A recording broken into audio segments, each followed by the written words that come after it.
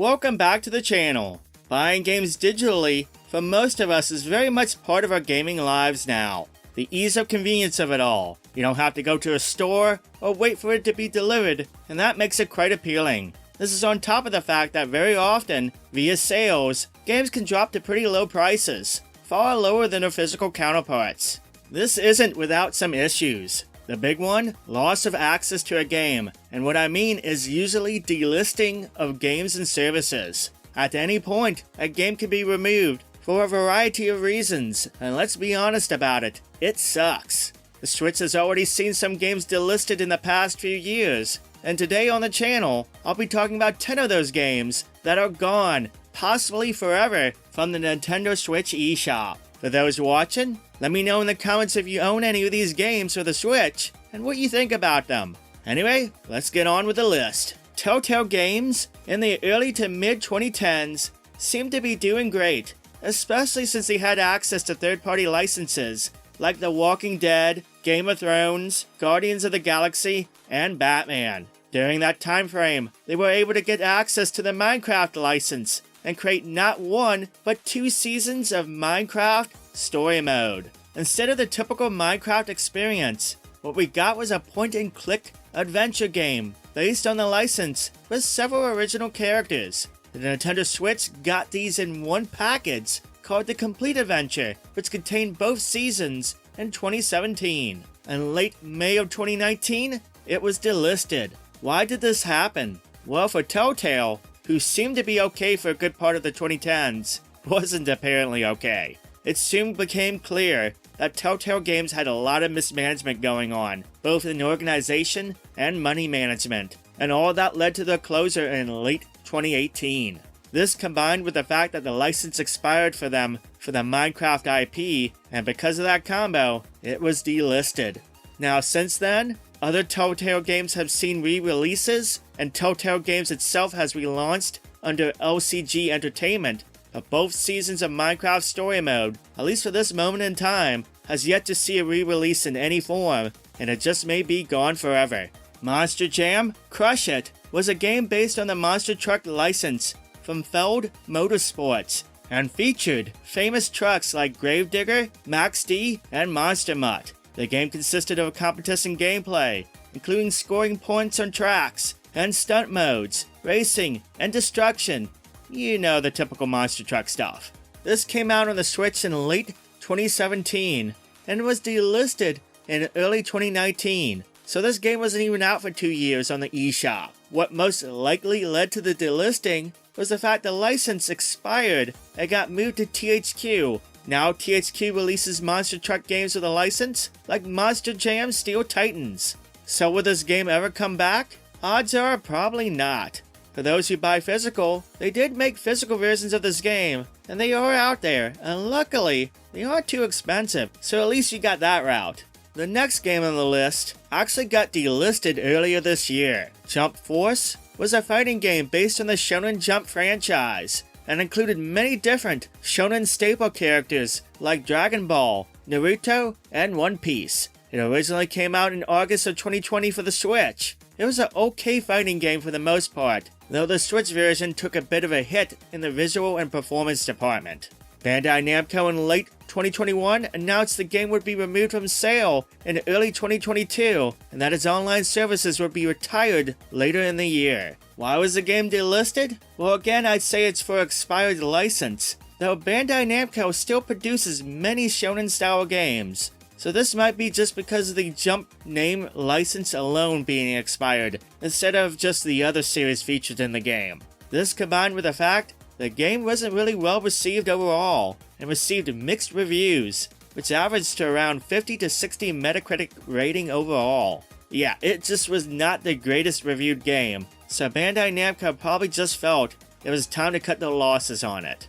Gods was a platformer game released for the Amiga and Atari ST computer platforms in 1991. Well, apparently, there was a remastered version of the game released in 2019 for the Switch. It features a brand new updated look, with the ability to switch back to the classic look with a push of a button. It also has improved controls, frame rate, and a speedrun mode.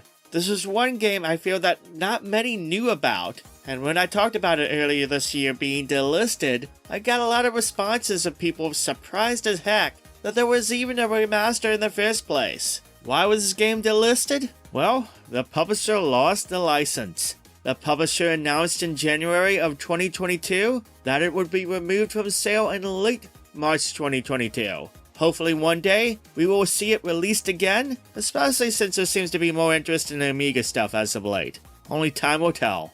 This next one pains me, because I love shoot 'em ups, and to hear that one got delisted from the Switch? Well, this one stings. RXN Rajan was a shoot 'em up from publisher Kayak. It was a pretty neat one too. Seemed like a little bit of bullet hell going on, with some neat 3D graphics in the background. This one got released early in the Switch's lifespan, in December of 2017. It got delisted in June of 2021. Now the only reason that seems to have surfaced as to why this got delisted was due to the fact that Kayak doesn't seem to be around anymore as a publisher, and because of that, the game got delisted. This one looks like a lot of fun, so hopefully this game makes a comeback to the eShop in the future. Volta X was a real-time strategy game with robot battling. It seemed like the game's big mode was a roguelike-inspired mode where you would face off against other robots. Anything you gained along the way, you'd be able to use in future challenges. There were online modes too that you could play in addition to the single-player stuff. Earlier this year, it was announced by publisher Gunho that it would be delisted in early August for both Steam and Switch, and that multiplayer servers would be shut down. Single-player content would still be accessible for those who bought the game, but the game itself would not be available for purchase. Why was it delisted? Well, probably because since it wasn't a popular game, Gunho didn't want to keep the servers going and have it for sale, and for that reason, it was delisted. Ugly Dolls and Perfect Adventure is a game based on the license. It's up to writing the script for this video. I didn't even know it was a thing. Apparently there were toys, plushies, even a 3D movie. So yeah, I guess it's a thing. Anyway, this game seemed like it was an adventure game where you explore Ugly Town and try to stop the robots from making your town perfect. Yeah, this game's a little weird.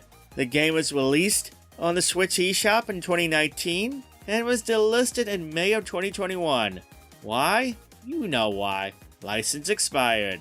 Up to this point, I've talked about games from third-party publishers that have been delisted, but Nintendo has delisted some games as well, and unlike others on this list, one could argue it hasn't been for practical reasons.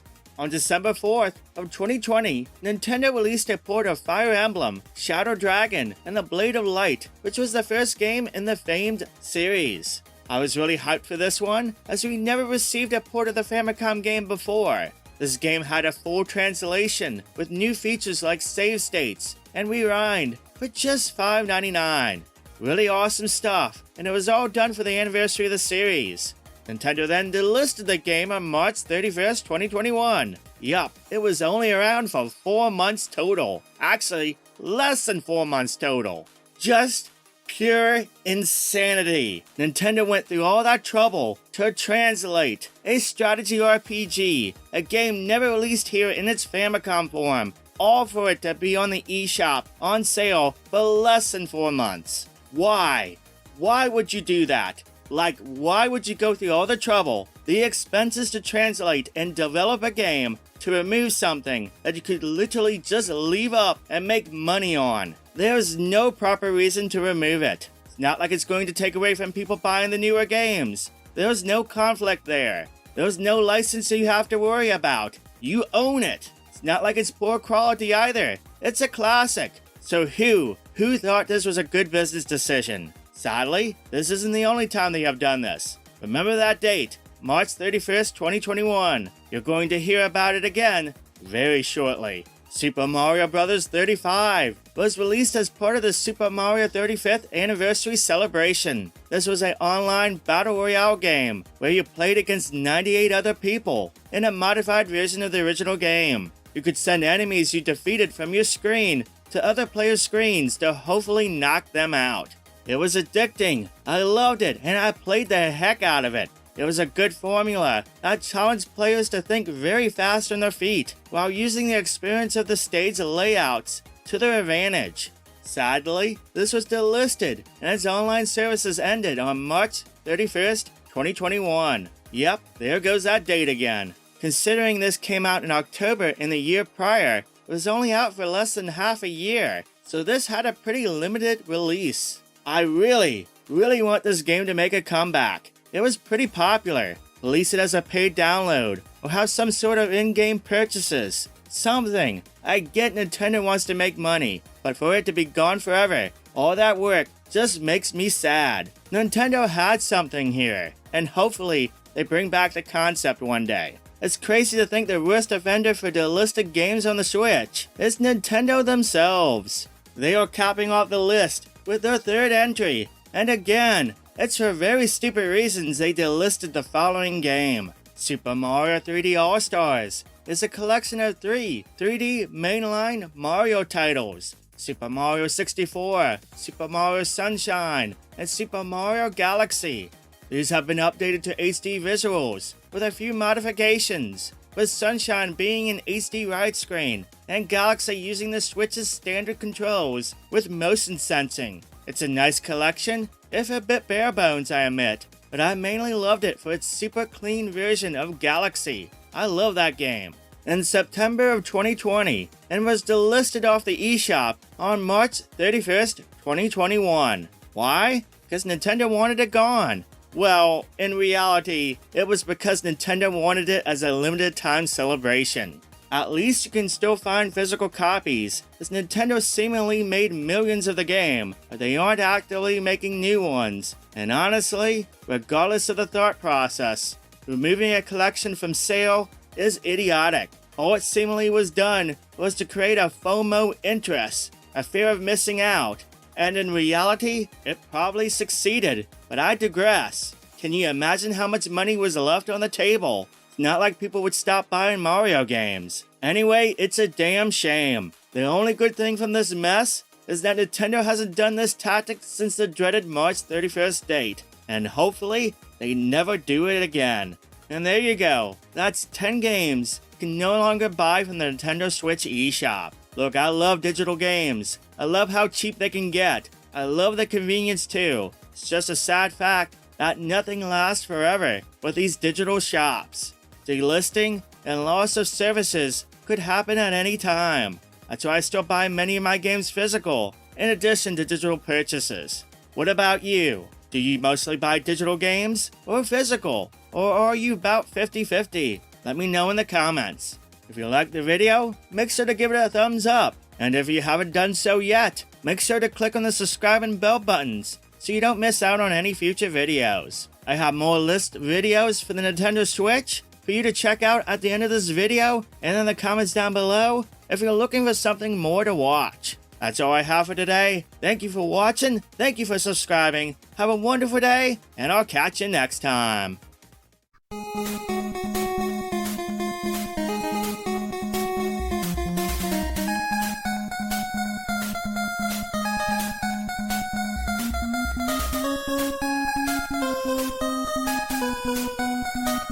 you.